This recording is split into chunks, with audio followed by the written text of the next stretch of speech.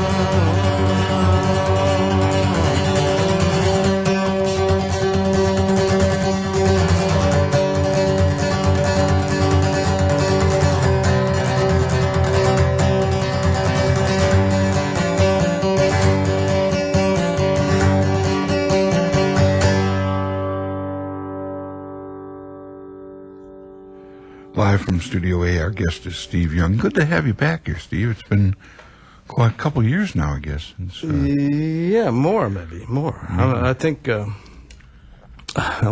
time, I lose track of time these days. Maybe 3 years, something like that. It's good to be back. But you still have a place here in Los Angeles area, right? Yeah, I do. And a little apartment over in Echo Park. And I have a place in Tennessee, but I really don't spend a lot of time in Tennessee that much anymore. Now, you're originally from Alabama, right? I was born in Georgia, but more grew up in Alabama. And some in Georgia, then some in East Texas as a teenager near Louisiana, but in Texas. So, you know, all my, from the deep South is where I was born and grew up, yeah. It is rather strange this week with all the terrible weather in Nashville, and, Yeah. and the reports. The local people here talking about it keep referring to Nashville as the Deep South. Well, I think Nashville is quite a southern town, maybe more than you would think. Although, there are a lot of people, especially in the last couple of years, Nashville has been kind of a boom town. Right. Many people have steadily been moving there from other areas, but still, there's a difference subtly in Alabama, Georgia, and Tennessee, There's subtle differences. That's one of the fascinating things I found about traveling. Everywhere you go, there's these little subtle things that are different here and there in different areas. But Tennessee is quite southern, and yet it's also hillbilly, in the language of the South. There's a difference in Deep South and hillbilly, I hadn't thought of it that way. I just always thought of Tennessee as the mid. I was in Memphis once for 7 months, and Well, now Memphis is they more, called it yeah, the capital of the Mid-South. yeah. So I always assumed that Nashville was kind of Mid-South as well. Well, I mean, geographically, yeah, but I don't know about otherwise. Our guest is Steve Young, and we're going to talk more about music now instead of location. Do I remember right, you grew up as singing in church? Is that... Well, as a kid, like all the stories as usual, as a kid, I went to church. I was pretty much made to go to church, really. And these were pretty primitive churches. My grandmother, who I more grew up with, my mother's mother, was from the old back roads of Georgia, Baptist churches, And so there were sometimes quite emotional singing, and every now and then you would look up and somebody would come through who played guitars and harmonicas or whatever. And I was always totally fascinated by guitars as a kid, and the music of the South I was lucky in that sense. I mean, it was difficult for me to grow up in the South for a lot of reasons, but that part of it was very rich. And from there were anonymous street singers, for example, places like Gadsden, Alabama. There used to be quite a few of them, and they were quite good, And as a kid, I'd want to stand there and listen to them all day, and my grandmother would drag me on down the street, Our guest is Steve Young. How about another song? Sure. Well, let's see. What should I do? I've been... one song I like to do is about the area of Los Angeles. That sort of fascinates me, although, it changes. But this is called Silver Lake.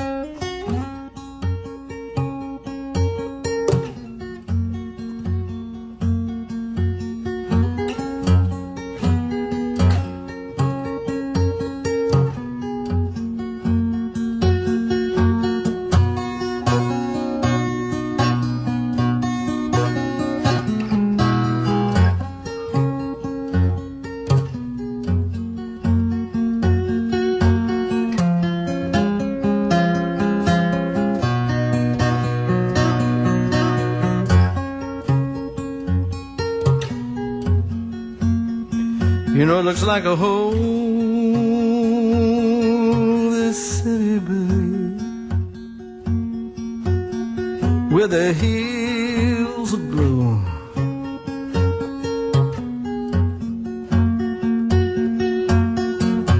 A holy city, where the hills are blue.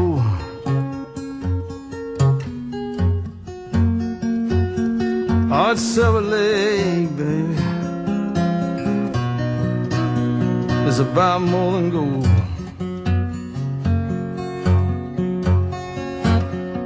And they got some Spanish angels. They got a lot of soul. Oh, they got some Mexican angels. They got a lot of soul.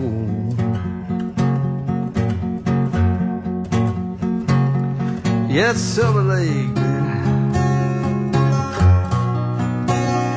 It is worth more than gold.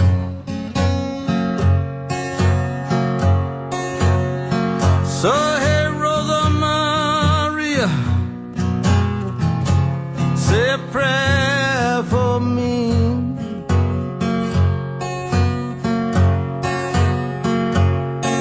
Put a candle in the window so the jaded mind see. Oh, Rosa Maria, thank you for praying for me.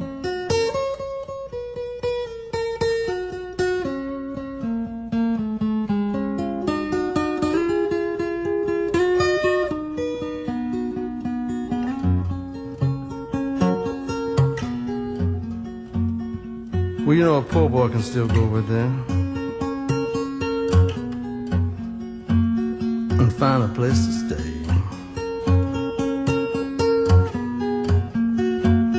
Well, anyway, south to Sunset, you'll find a place to rest his soul.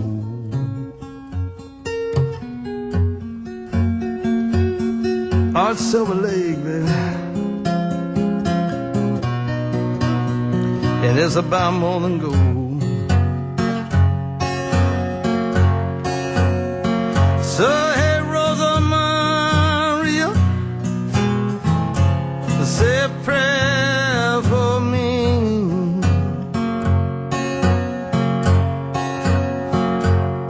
And put a candle in the window so the jaded mind see.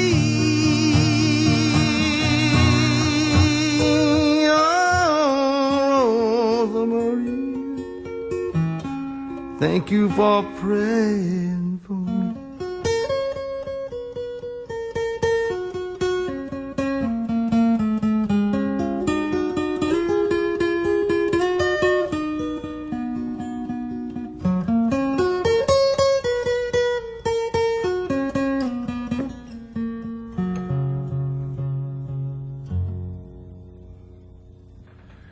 I like that song. Very good. I like that a lot. Thanks.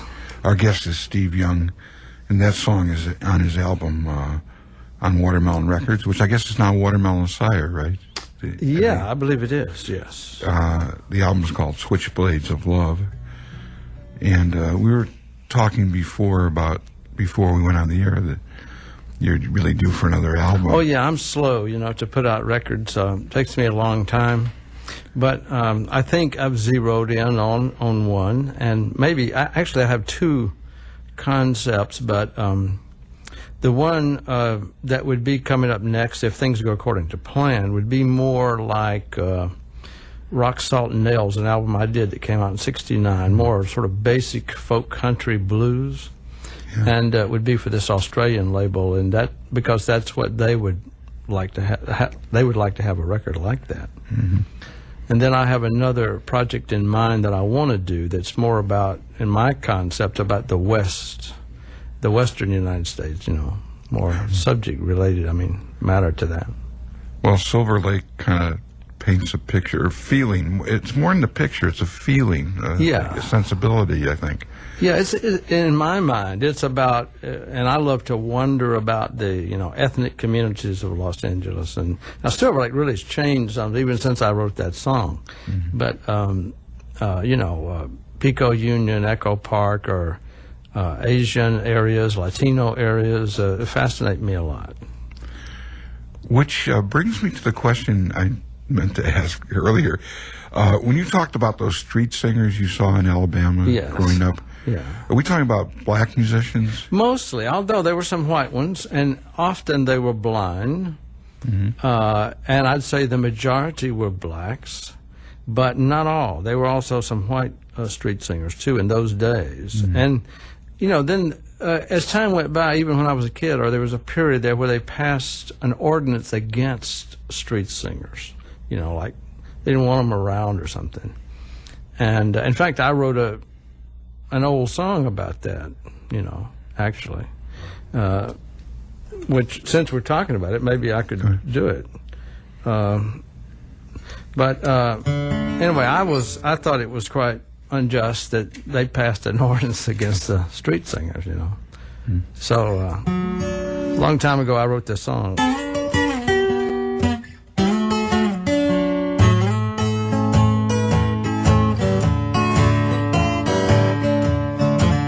I play the ragtime blue guitar, play it near and far, play on the streets all around, travel on that old Greyhound. You know my guitar, she's my old friend, knows where I've been. She understands how I feel. She knows the blues are real. So if you don't like what I play, friend, you ain't gotta pay. You got no money, that's okay. I ain't gonna be getting reds, no way. Well, but I play my blues alright, play out every night. And if you want me to,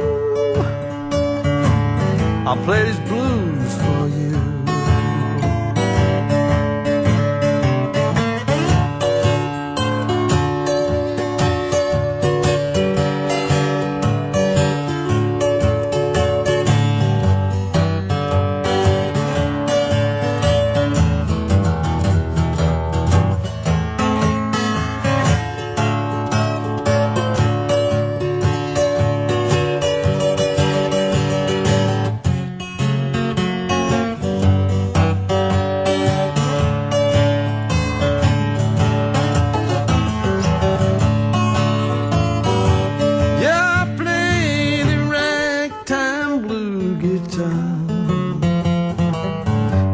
Some wind and rain, a whole lot of things that I've been through. It's why I can sing these blues. I hear you passing laws against my kind, street singers that are blind, but your ordinance I refuse. I got it right to sing these blues. Your ordinance I refuse. I got it right to sing these blues.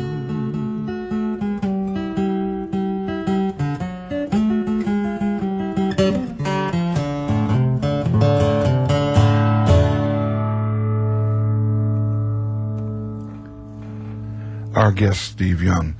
Now, you can clear up something for me because, you know, as a kid growing up, I listened to a lot of swing and big band and things like that. But growing up in Chicago, we were always given the image that the black musicians did not mix with the white musicians.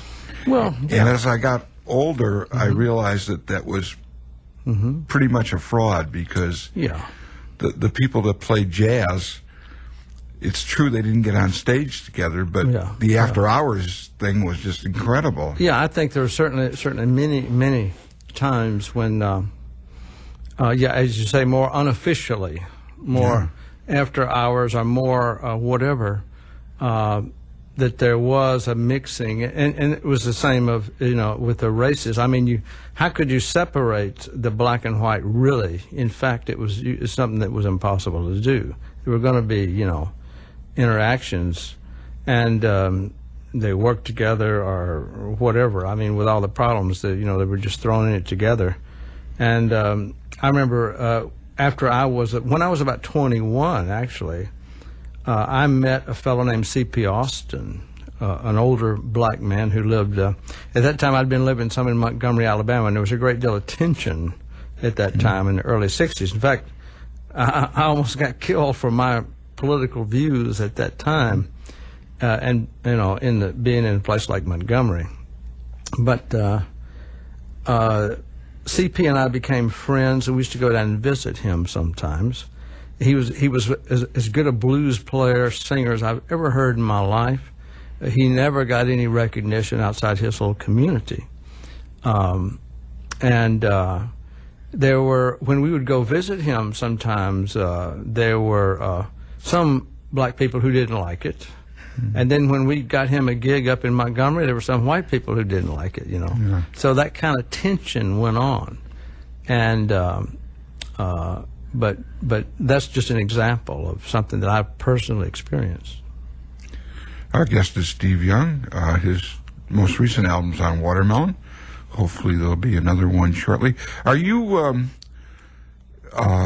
writing songs for next album, or are there a lot of Steve Young songs you still haven't recorded? Well, I'm always writing, you know. It's like the thing they say, you can't really quit writing. I mean, it's just something that I do. I'm very slow, and I may write a song and let it simmer and cook and fool with it for years, and I'm reluctant to present it, you know. And finally, I'll be forced to present it because I have to present some new ideas, and eventually I will present them. And it's always going on like that with me. And I'm kind of an emotional writer too, which is not good. I mean, I wish I were one of those disciplined guys who just did it, you know, got up and did it from 9 to 12 or whatever the case may be. But I'm an emotional writer, and then I have to work on polishing the idea and editing the idea and so on.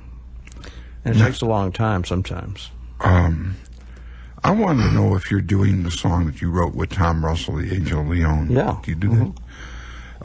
And I wonder if you'd talk a little bit about writing with somebody else, because that's something you don't do very often, is it? No, now in Nashville, you know, that's a big thing. Everybody writes together and co-write, and it's kind of hard for me to do. I mean, I think it's a good idea, and I have done it with some success in various ways. And there's some ideas that I notice I have a lot of resistance to having someone else's input. You know, I have this concept, and I want it to be like I want it to be. And it may be in truth that the real best songs are written by one person, but, I mean, majority-wise. But you can't say that for sure, you know, because doesn't always hold true at all. Now, this thing that I co-wrote with Tom was actually a strange way to do it, because it's just the way it happened. I had this concept of a song, and I told Tom all about it, and really he went and did and I had started a song, and he went and did the main body of work, though, and really worked out the song.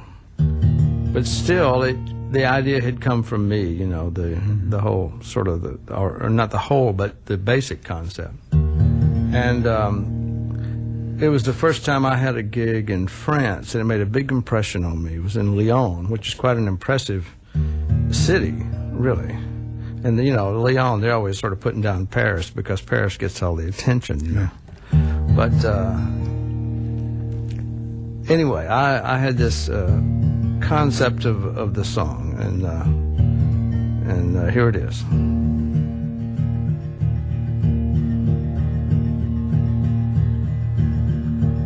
He had a vision of Anne-Marie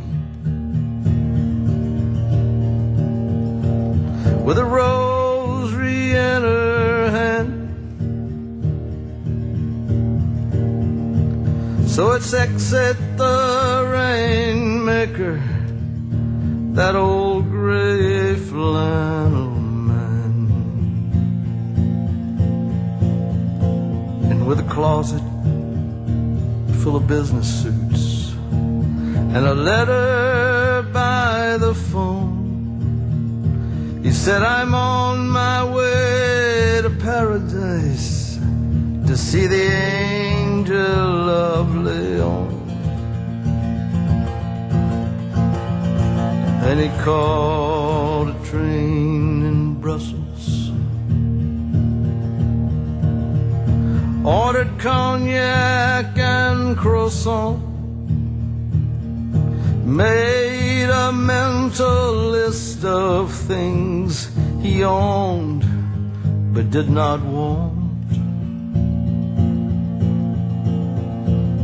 all the buildings and the real estate, the antique glass and stone.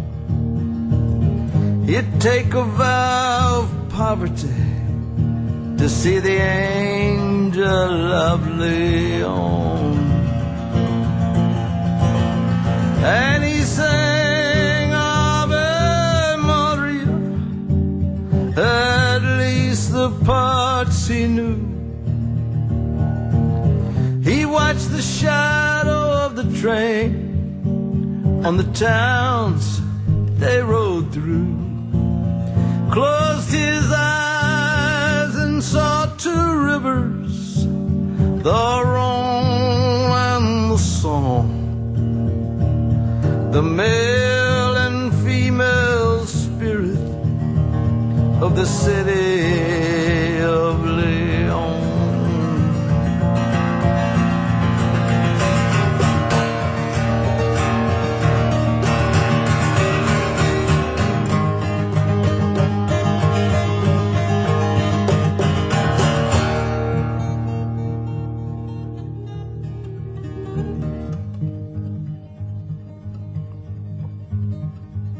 And he waited on the bridge where they met the year before, and the days turned to weeks and the seasons numbered 4, and his clothes grew worn and ragged as through the streets he roamed, searching every open window for the angel of Leon.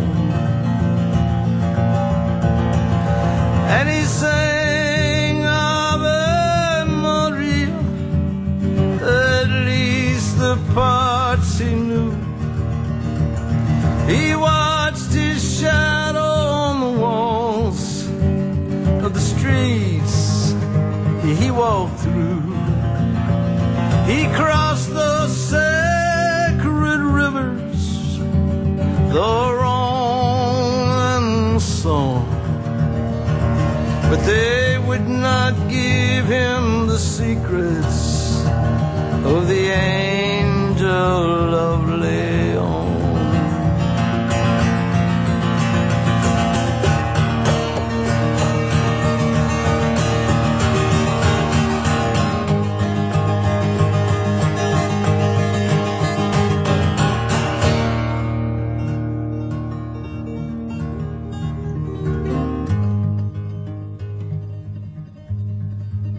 Now there's 1,000 candles burning in the Basilica tonight, where Sister Eve Maria is the keeper of the light. And down a maze of alleyways walks a saint of rag and bone, a madman torn asunder by the angel of Leon. And he sang Ave Maria, at least the parts he knew. He watched his shadow on the walls of the towns he walked through. He crossed those sacred rivers, the Rhone and the Somme, but they never gave him the secrets of the angel of Leon.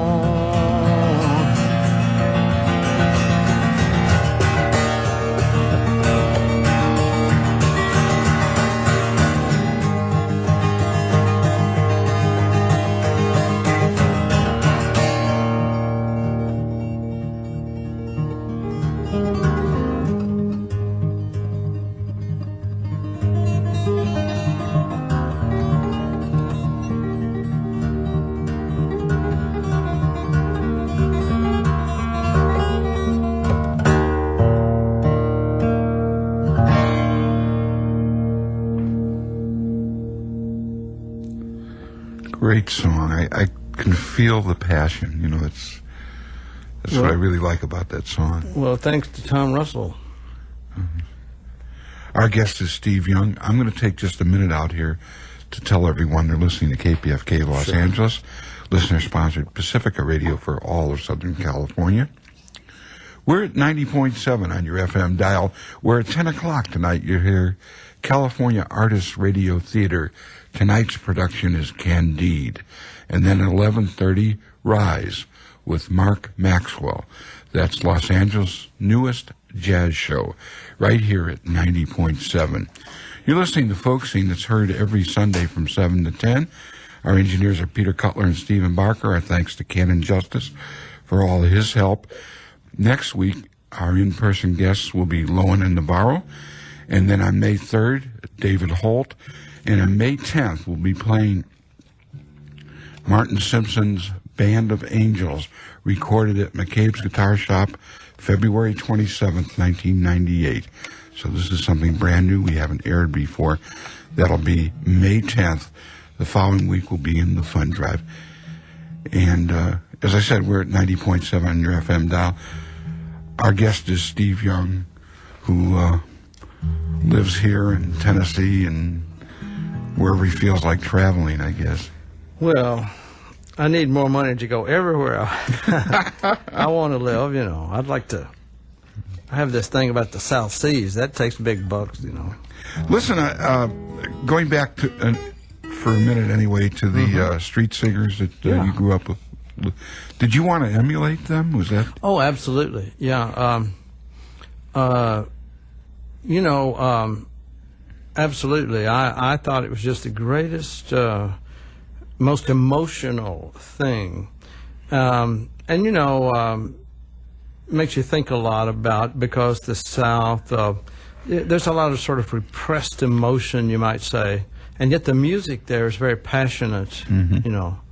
And it's a sort of a contradiction, which always intrigued me about Elvis, for example, and when he came along. And the South's a strange place, you know, many contradictions. And part of it was just this emotion, this powerful emotion that the music held, the release of it, you know. When we think of the South, we also think of strong religious beliefs. Oh, absolutely, yeah.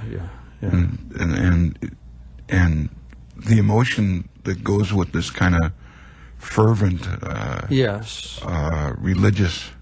Yeah, and I think, although, see, as an individual, of course, I had a very, very hard time with that, and still do, but it's just my own personal thing, and I've come very, very far from that. I'm not a typical Southerner, nor was I ever. I just was born there, and yet I am a Southerner at the same time. It's that old contradiction of love and hate and the South and the whole thing.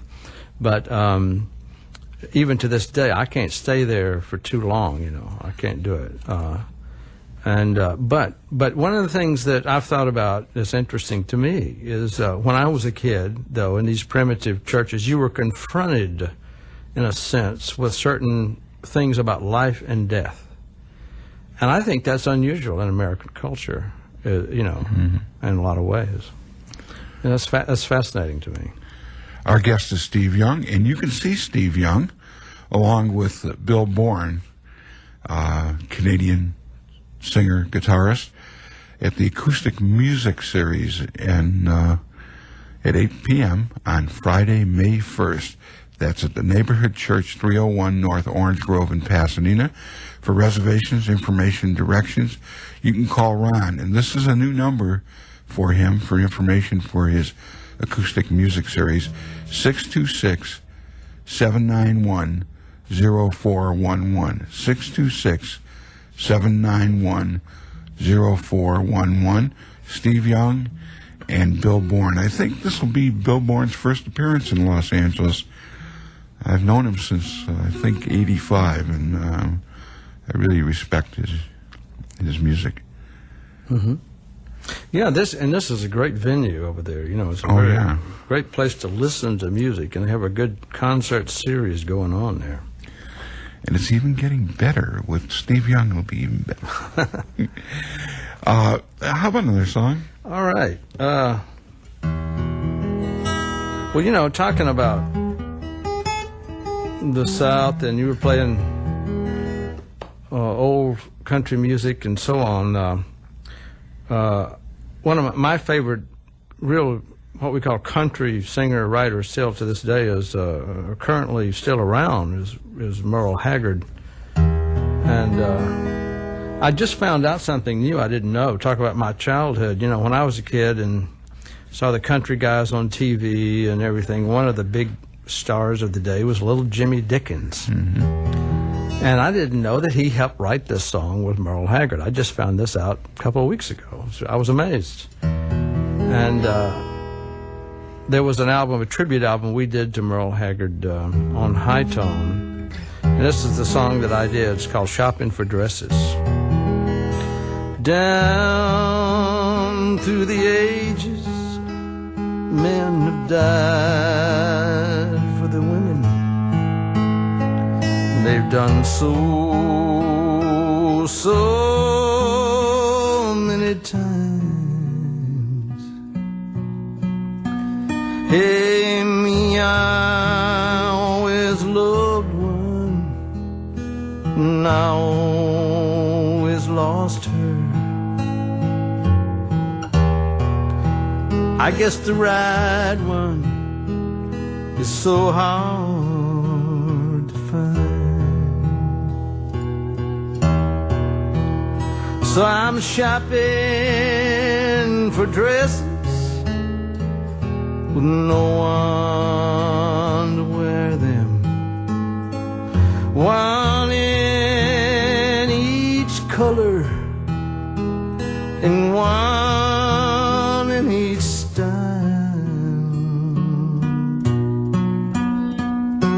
maybe I'll find me a lady to wear them, and then all my shopping will be done for a while. You know, I bet somewhere there's a lady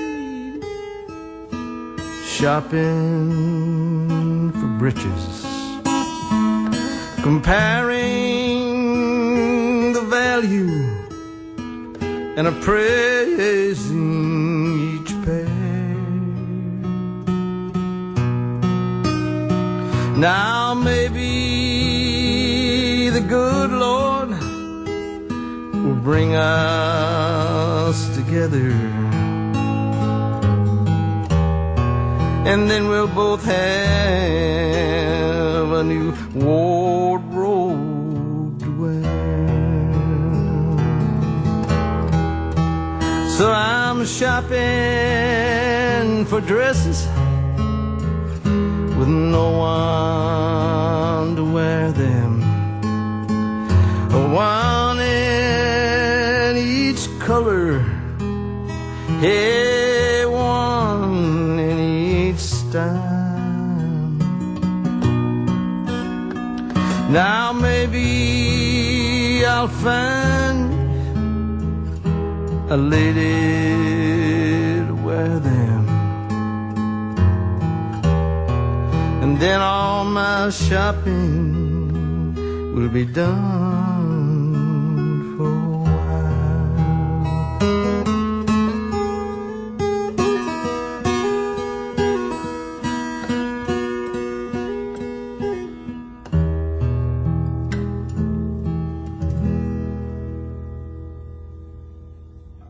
I must say, when I first heard that song, you were the only one I've ever heard do it. Right. I kept thinking, no, that can't be a Merle Haggard song. Now, but I don't know why anything Merle Haggard does should surprise me. Yeah, I think Merle Haggard is a very complex character, writer, really, Yeah. more than one might think, you know, because he's known for Okie from Muskogee and all that, but there's a lot of depth and stuff to some of his writing, like Mama's Hungry Eyes and, Yeah. you know, real stuff, you know. I've often said that he's more like Woody Guthrie than George Jones. I agree. You know, he has certain elements in him that I'm not sure he's even aware of it or not. Yeah, I don't know. I don't know him or anything, but I admire a lot of his work. But if you line up, like on the Tulare Dust album, the album Yeah. you referred to on iTunes, if you line up all the songs, there seems to be some contradictions. Absolutely. And that's what I've always thought. And I've always tuned into that side of Merle Haggard, and admired it a lot. But of course, there's always been this story that people said don't take Okie from Muskogee too seriously. Yeah. And I think, as far as I know, anyway, after hearing all the stuff, that the truth was that it was written as a joke, And I can relate to that because I know actually one of my more successful songs, in a way, I wrote it was kind of a tongue-in-cheek, it was kind of a joke to me, So those things happen. Lonesome Ornery and Me? Yeah. Were you surprised when that was picked up, that particular song? Yes, I was. I had met Waylon Jennings, and much to my amazement, he knew a lot about me, and I had no idea that he did. And I pitched him, I gave him a tape of an album of the day, and I thought he would do another song. It was on the record. In my mind, I projected if he would do anything, it would be this other song. Yeah. Instead, he picked Lonesome, Ornery and Mean, and it became quite a big trademark for him, really an image thing, that sort of, when he crossed over into out of just the country mold, so to speak. Yeah. Our guest is Steve Young, and he's out of the country mold. Yeah. How about another song? Okay, I'm going to do one that's long enough for two, I guess. I can't help but write these epic. This is a new thing, relatively new. It's a part of my concept about the West, and like I say, or somebody said, this is partly truth and partly fiction. And a lot of it is true. About the first time I came, things that happened on the way from Alabama to California when I first came here in '63, and I'm just getting around to writing about it in the last few years. That's my writing process. But I've always been fascinated by New Mexico. Yeah, when I was a young boy down in the South, to the West I decided to go. I'd heard my father talk about it. He was out there a long time ago. And he was a boxer, and on the trail a wild victory, But he met defeat at the hands of Lupe Sanchez in them Badlands of New Mexico. Well, my father was part Indian, but cut off from his Indian blood.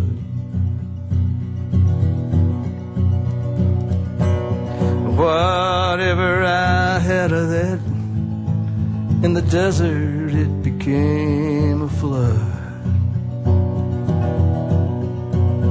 And I never knew what an Indian was, but I saw it all in the eyes of that old Navajo. And he said, my brother, you've got some things to learn on this earth that you call New Mexico.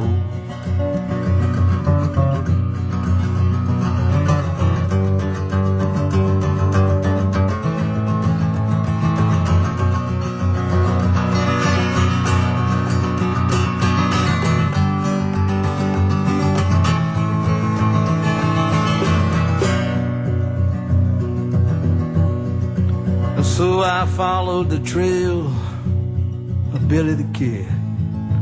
'Cause I was young, I thought I was kind of a desperado. And like him, I met a Mexican girl. Her family name was Trujillo. Hey, the first time I saw her raven hair, I knew that's where a rose should go.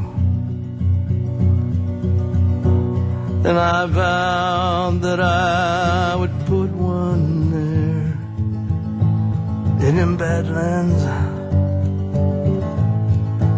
of New Mexico. And so I courted her with all my heart, but she told me she was betrothed to a bad hombre, a violent man, a man she never could love. And she said, oh, but I love your silver tongue, and with you I'll go. But we could lose our lives out here in these Badlands of New Mexico.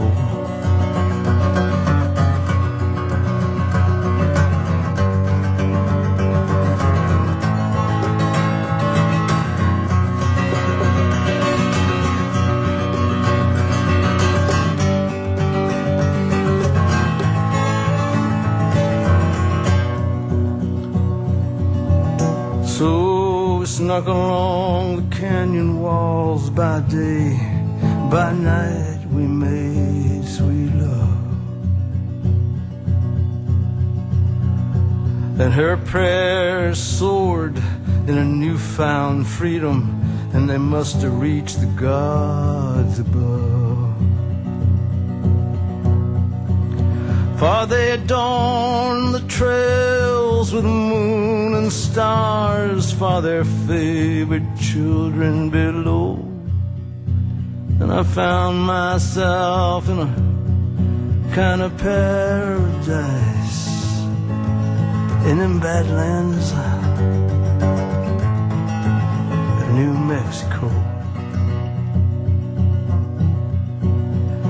But I woke one night on a starry mesa. There was cold steel on my head, and a voice in Spanish said, "You're the thief of hearts, but in a minute you're gonna be dead." Then a shot rang out from behind him, and as he fell, he fired his gun, and in the glow,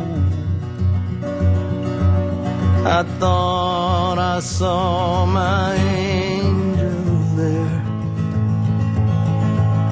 in them Badlands of New Mexico.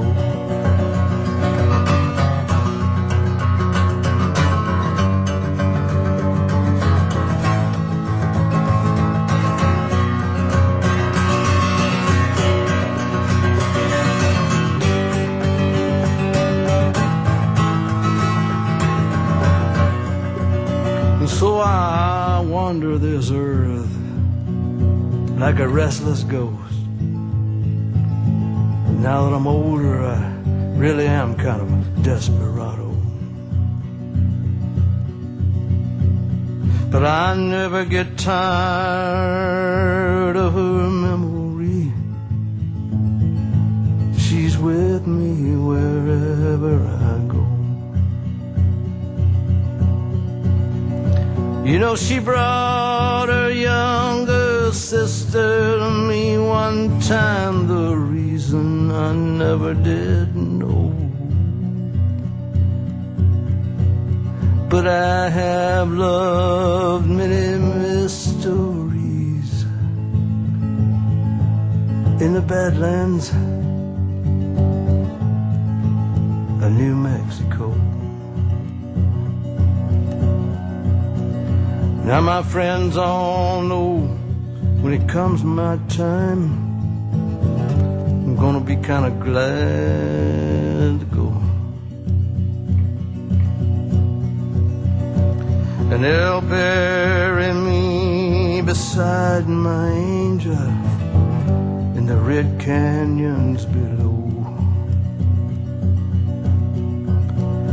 And they'll say a prayer and watch the hawks that sail, give my love one last rose, and leave us to listen to the ages roll in them badlands of New Mexico.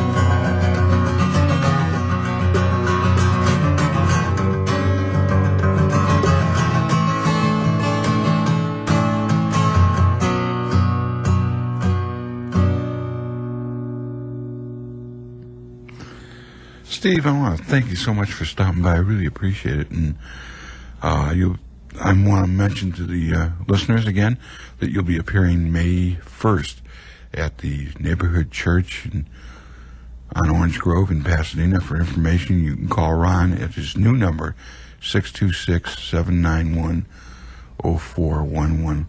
Listen, it's great seeing you again. I really appreciate you coming. I enjoyed it. It was great to be here again.